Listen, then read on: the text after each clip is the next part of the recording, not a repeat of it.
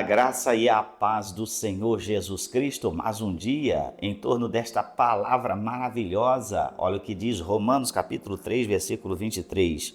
Porque todos pecaram e destituídos estão da glória de Deus, sendo justificados gratuitamente pela sua graça, pela redenção que há em Cristo Jesus. Nós estamos diante de uma palavra riquíssima. 2 versículos, mas de uma riqueza muito grande. Afinal, toda a palavra de Deus é de profundidade e riqueza inesgotável. Como está o seu dia? Falando em riqueza inesgotável, eu me lembrei de força. Como está você na sua força interior? Será que você está esgotado, esgotada neste dia? Como está a sua vida? Renove a sua força na palavra e na presença de Deus. Uma condição que é a realidade toda humana, é uma realidade nossa, é de que nós fomos constituídos em pecado, fomos gerados em pecados. O salmista diz: eu fui concebido em pecado, fui gerado no ventre da minha mãe, pecado ela me concebeu. E é uma realidade que esta natureza passou a todos nós. Todos nós somos partes desta natureza pecaminosa. Mais interessante é que veio um que viveu a sua vida sobre a terra sem pecado. Ele veio exatamente para fazer o divisor de águas nesta situação. E muitas pessoas têm vivido este divisor de águas nesta situação do pecado e da justificação que há em Jesus, mas voltam aos rudimentos da sua vida em pecado. Voltam a viver ainda uma mentalidade de que, não sendo merecedor, ainda continua debaixo de um poder e de uma ação da antiga maneira de viver. Há pessoas que estão dentro de um alto jugo. Não é um jugo de Jesus Cristo, mas ela forma um alto jugo por causa das suas muitas variações, por causa das suas muitas fraquezas. E uma realidade somos fracos, erramos, pecamos mesmo depois de justificados por Deus. Mas nós precisamos viver esta graça e entender bem, não fazendo desta graça em nossa vida uma libertinagem e em que a gente se apoia na graça para pecar, a gente se apoia no amor e na misericórdia de Deus para vivermos em pecado. Precisamos ter esses limítrofes bem definidos diante dos nossos olhos espirituais, diante do nosso entendimento, porque Ele nos perdoa, Ele nos justifica e Ele nos traz esta regeneração, esta redenção maravilhosa em nossa vida. E como nós precisamos entender e prosseguir a nossa vida diária debaixo desta justificação e desta redenção que há na pessoa do Senhor Jesus, já que sabemos que Ele é aquele que é capaz de aplicar em nós esta justiça, esta redenção que há em seu sacrifício. Nós precisamos, de fato, nos entregar por fé a este ato de Deus em nossa direção. Porque na condição de pecadores, destituídos da glória de Deus, como diz aqui este versículo, porque todos pecaram e destituídos estão da glória de Deus. Isso quer dizer, sem exceção, todos os seres humanos pecaram e destituídos dessa glória, vem aquele que não peca e nos dá a saída, nos traz uma porta, Ele mesmo é esta porta de saída desta condição. Mas ao sairmos desta condição, precisamos desenvolver esta nossa salvação no cuidado, no zelo, no crescimento do entendimento, nas libertações que isso vai trazendo em nossa vida, vai sendo aplicado em nossa vida. Esta é uma realidade pelo que muitas pessoas ficam aprisionadas e não pensam nisto, de que há uma contínua ação de Deus.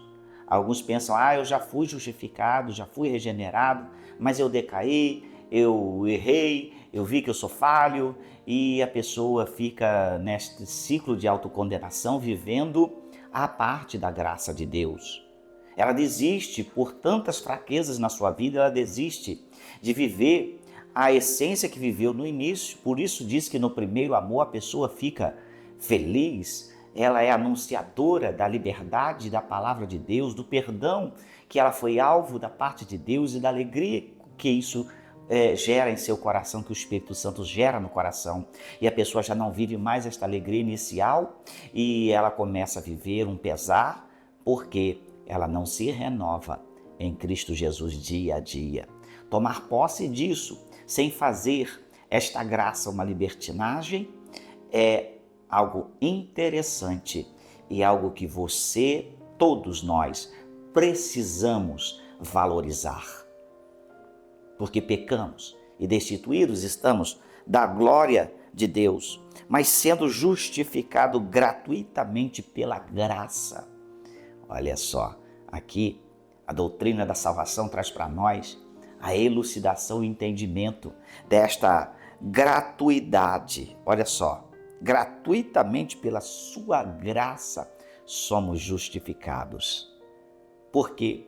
Porque o Pai, Deus, Ele é o juiz, mas Ele envia o seu Filho, o Senhor Jesus, como o advogado, como o defensor, e como também o preço e a oferta que Ele paga por nós. Quando Ele paga sobre a cruz do Calvário, o preço, Ele não está pagando o preço do pecado ao inimigo, Ele está pagando a Deus, a justiça de Deus. Ele está trazendo esse preço, a justiça de Deus, que é requerida sobre todos que pecaram e destituídos estão desta glória. E quando Ele aplica esta justificação, esse termo forense traz para nós o entendimento de que Ele nos defende e que o justo juiz aplica em nós esta justificação. Passamos a viver a justiça de Deus e sendo chamados justos. E ao sermos chamados justos, somos também chamados santificados. Somos chamados santos, santos em processo, santos em aperfeiçoamento, porque em nada somos absolutos, só Deus. E nós precisamos entender essa trajetória, entender esse dia a dia. Você tem valorizado isso? Você tem entendido que dia a dia você precisa se levantar na presença de Deus e tomar posse da sua graça, tomar posse do seu amor, tomar posse do seu perdão, tomar posse também daquilo que Ele requer para a sua vida, para que você não erre e não peque deliberadamente como antes. É isso que nós precisamos trazer ao nosso entendimento dia a dia. Viver este amor e esta graça é fazer também a nossa parte, que é o quê? Obedecer.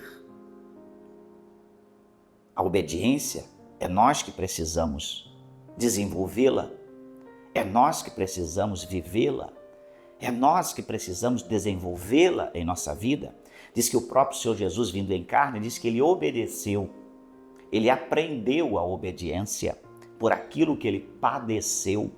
Se o próprio Senhor Jesus, não tendo pecado, aprendeu a obedecer como carne, como homem que se esvaziou da sua glória e deidade, nós precisamos entender que dia a dia nós precisamos também aplicar esse aprendizado na nossa vida.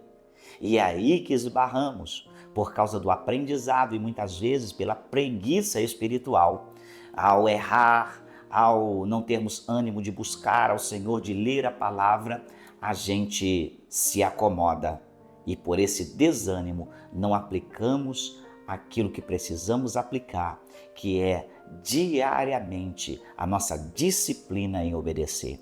Todo aquele que é autodisciplinado vence. A Bíblia já nos traz, o apóstolo Paulo já nos traz isso, sobre todo aquele que corre, que é atleta, ele se abstém de muitas coisas, por quê? Disciplina. Então, precisamos aplicar em nossa vida esta parte que nos cabe, obedecer, disciplinar a nossa vida em obediência ao Senhor, e isso é agradável a Deus. Muitas vezes, nós vemos até pelo salmista, que darei eu ao Senhor? E a gente diz, eu não tenho nada para dar a Deus. Temos tantas coisas para dar a Deus. É a nossa obediência, a nossa dedicação, o nosso amor a Ele. Isso são coisas ofertáveis a Deus e que Deus recebe de todo o coração. Então, para viver essa justiça, nós precisamos estar nesta visão, nesse entendimento de que nós não podemos parar na disciplina da nossa obediência, mas desenvolvermos isso para estarmos nessa justa posição da justificação que há na pessoa do Senhor Jesus perante o juiz que é o Pai, que é Deus. Olha só, sendo justificados gratuitamente por sua graça, pela redenção que há em Cristo Jesus. Esta palavra redenção traz para nós o entendimento de que é aquele que nos redime, nos compra do mercado escravo e nos coloca em liberdade. A justificação, a redenção à nossa disposição nesse plano da salvação. Precisamos tomar posse de que Ele é nosso dono, Ele nos comprou para si. E ao nos comprar para si, nós agora somos propriedades dele.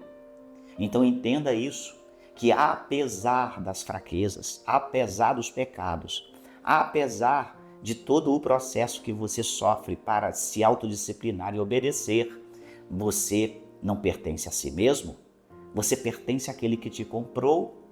E esse sentimento de pertencimento é algo maravilhoso na vida de todo ser humano, que você pertence a um Deus maravilhoso que deu a sua vida na cruz do Calvário e que te chamou a uma caminhada como alguém que é pertencente a um plano de salvação, alguém que é pertencente a um Deus maravilhoso que deixou à disposição a sua vida e a sua natureza para nós. Agora, uma natureza espiritual, uma herdade espiritual. Olha só, ser co-herdeiro com eles de todas as coisas do Pai, ser herdeiro com Jesus. Então, é um Deus maravilhoso. Pense bem, viva a plenitude desta bênção na sua vida. Medite neste dia sobre isso, tome posse e bora, se levante, seja em nome do Senhor Jesus alguém que se autodisciplina e se coloca na posição dizendo, apesar de mim, Senhor, eu estou aqui e vou em frente para que apesar de mim, o Senhor também me use como instrumento para vidas. Que Deus abençoe o seu coração. Eu quero te lembrar, hoje às 19h30, nós estamos em nossa sede aqui em Olaria, cidade de Nova Friburgo, clamando ao Senhor e buscando a Deus. Que Deus te abençoe. Vem estar conosco.